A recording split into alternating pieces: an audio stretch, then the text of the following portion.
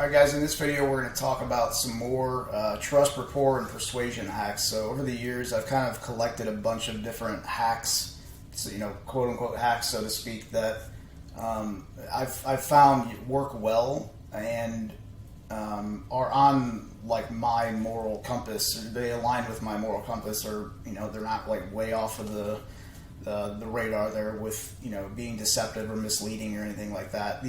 These things can be used. Everything in this module can be used for bad or good. It's just your choice of how to use them. The biggest thing is if you know for a fact that what you have for people or what you are going to give to them is going to help them in some way, one way or another, then it's really your responsibility to do everything you can to get it in their hands.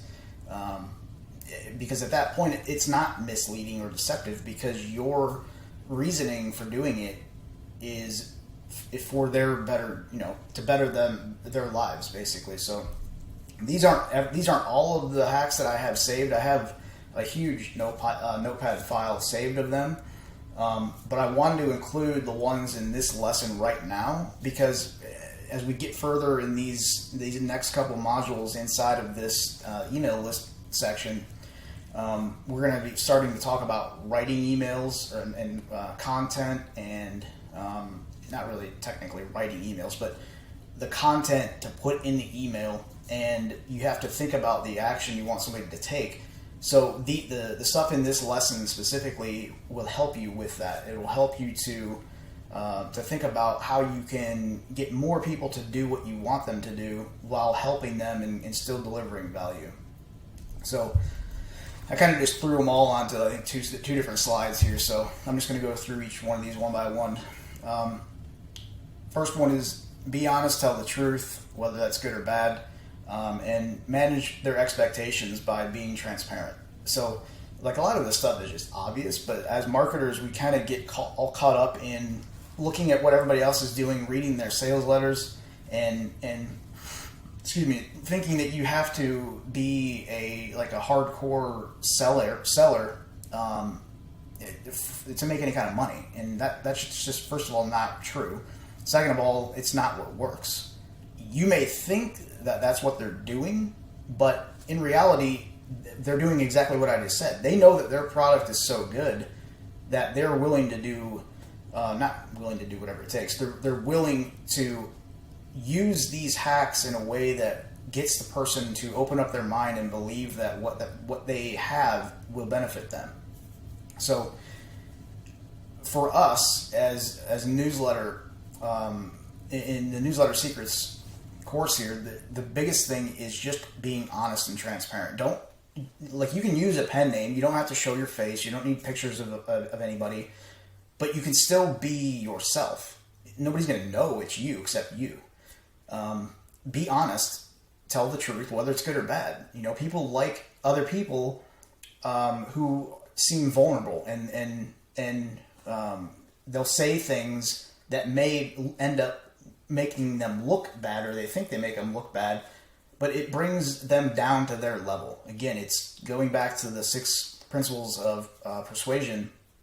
People want to do business with people they know, like, and trust, and we like and trust people that are similar to us. So this is just one way to bring yourself down to their level, or at least what they think. A lot of times people will just automatically assume that you are higher up on the totem pole, so to speak, in the social status area. And while that may be true in the sense that you could be still viewed as an authority, you have knowledge and stuff like that because you're going to be delivering content to them, you could still be a human being. You don't just mindlessly go through and copy and paste templates and expect them to perform the same way they would for me or somebody else.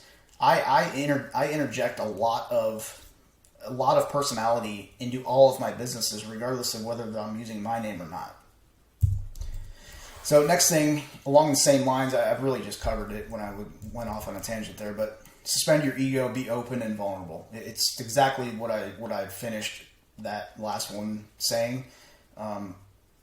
Just bring yourself down to their level, which is what suspending your ego is. It's kind of shutting your mouth, so to speak. If you're pretending like you're sitting across the table from somebody, suspending your ego is shutting your mouth and listening.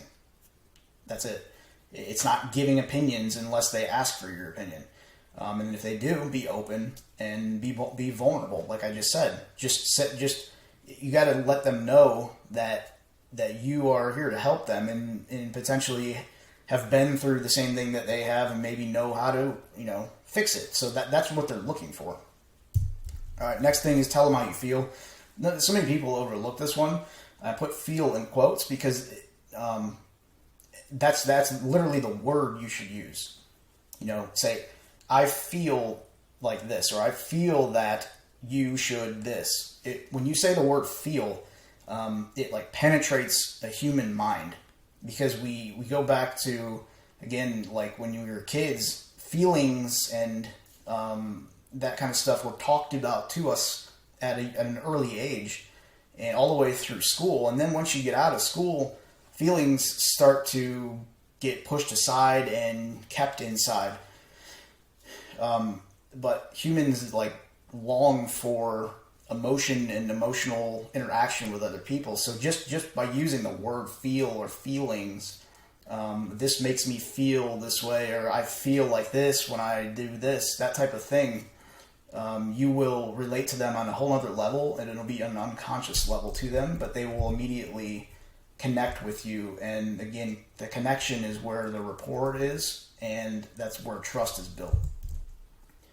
Next one, always give a reason why. This one is, these things aren't in order. There's no order to them. The first three actually lined up pretty well.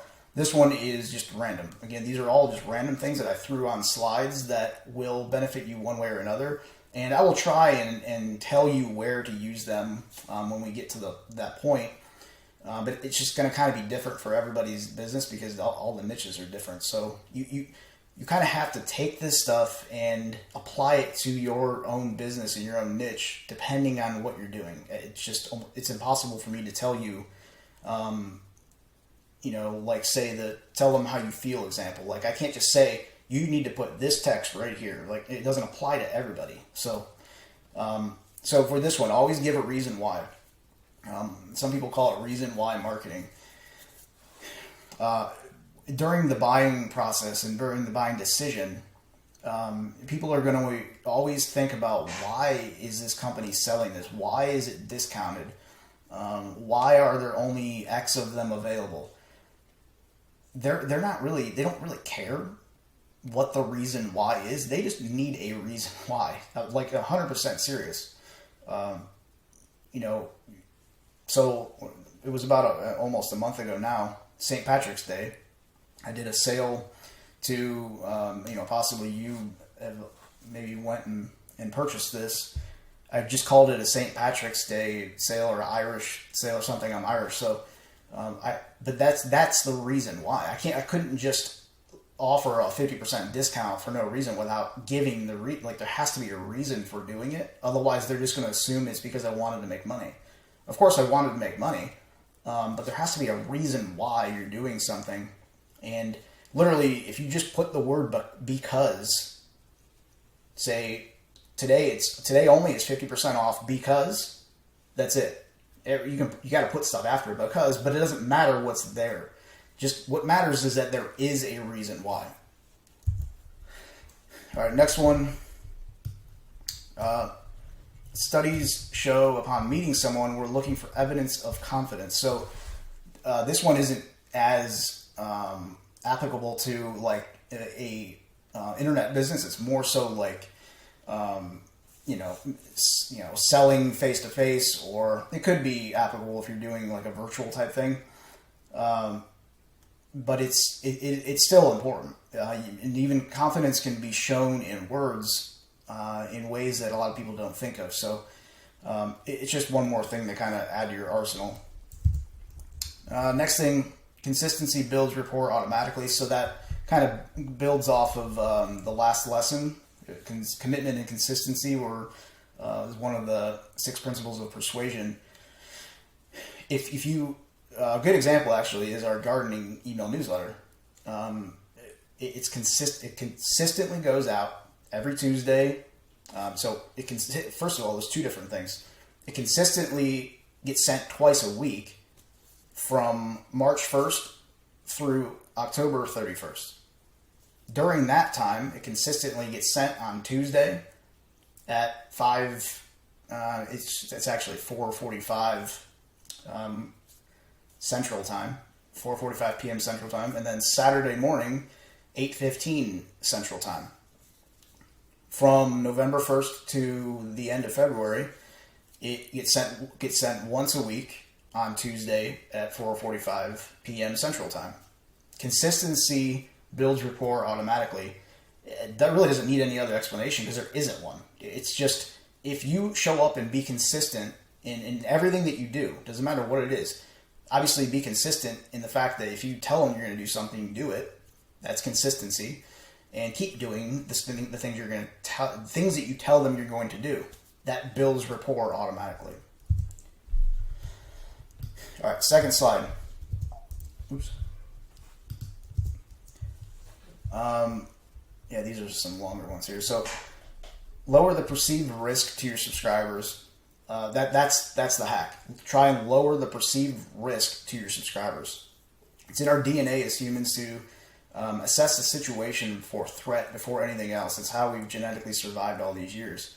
So again, when I'm going back a number of modules ago, a couple different sections even, when I talked about the email address holding some kind of currency, that's exactly what this is. When people are asked to give up their email address, unconsciously they are assessing the situation for threat. It's exactly, like, couldn't put it a better way. What is going to happen with my email address when I give it to this person that I don't know and just met 30 seconds ago? So if you can lower the perceived risk to your subscribers, first of all, your conversion rate or opt-in rate will be much higher, but you're going to build trust and rapport over time. And the easiest way to do that, especially like if we're talking about giving up an email address specifically, is social proof. Use one of those social pop-ups because it's showing the person who's there that other people have done this recently. And being that the web page is still up, it means the person's not in trouble who's capturing the email. So it doesn't need to be like rocket science, but these little things just build on each other over time to where you build that trust and rapport automatically within a matter of minutes sometimes. And I mean, just landing on the page, you have like 2 or 3 seconds for that first impression to be formed. And that's where the squeeze page layout and the 6 elements that I talked about in that are where they come into play. All right, next one. Validate others' thoughts and opinions. We like people who are like us. So the hack is to validate others' thoughts and opinions. Some reasoning behind it. We like people who are like us. This can be difficult to do because of our strong need to correct others and the difficulty of suppressing our own ego. So that was messed up somewhere. But kind of how this applies here is give credit where credit's due. Period. So especially when we talk about creating emails to send to people, if we're doing like kind of like a list curation type email, like don't pretend that you just found this list and don't give people credit. You know, give credit to the people who did the work and who you're sharing, you know, the content from. That's partially what this is about. Validating others' thoughts and opinions, though, could also mean validating your visitors' thoughts and opinions. You know, if you can validate something they believe, then they will immediately be on the same level as you, and rapport will be built because you've told them like, hey, you know, you shouldn't be doing this. You should be doing this. These people are doing this to you, and it could be hurting you. That type of thing. You're validating their thoughts and opinions. Next one. Best way to get someone to do what you want is to have them come up with the idea on their own. The best way to have them come up with the idea on their own is to honestly understand their point of view and build on that with your ideas. So, understanding the point of view, building on it with your ideas doesn't really apply online. But the first part is massive, massive. There's only one hack for you to really pay really close attention to in this whole entire lesson. It's this one. The best way to get someone to do what you want is to have them come up with the idea on their own. That is the kind of the definition of a pre-sale page or an advertorial. They're landing on these pre-sale pages or advertorials, and they are basically content articles in disguise. They're pre-selling the person on taking an action after they're done reading, and they feel like the idea to click that link and go look at the product is their idea. Like they discovered that product by reading that article. That's why advertorials work so well. The person feels like it's their idea to go there instead of just being forced to go watch it straight from an ad, or forced to go look at the product straight from an ad. It's kind of the whole discovery thing, so it works really, really well. All right, last one. People want to feel understood. So if you can articulate their pain to them before they tell you, they feel like you understand them. And it's something that humans, we struggle. Like we want to, like it says, we want to feel understood by other people because we always feel like nobody knows what we're going through.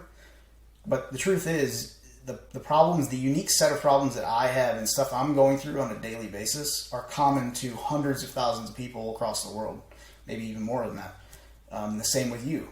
But we feel that nobody knows what we're going through, and that what we are going through is a unique set of problems, pains, issues, whatever it is, struggles.